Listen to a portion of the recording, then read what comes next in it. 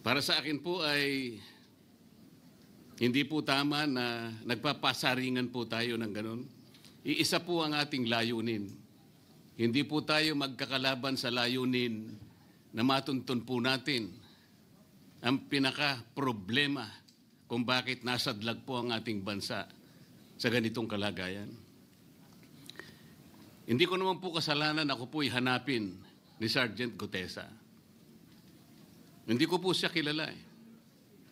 Hindi ko po kasalanan kung ako po ang hinanap niya at hindi iba. Nung pong makita ko po yung kanyang salaysay, ang sabi ko lamang po sa kanya ay, kung malakas ang loob mo talaga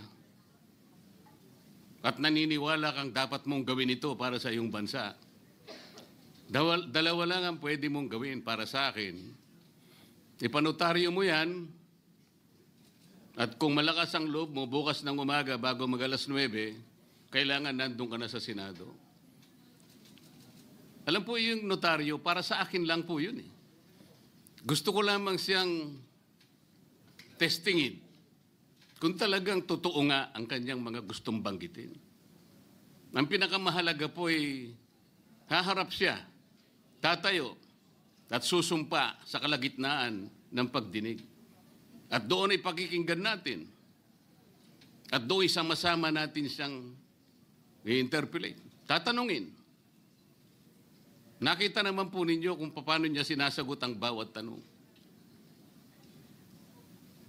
Walang pag-aalinlangan.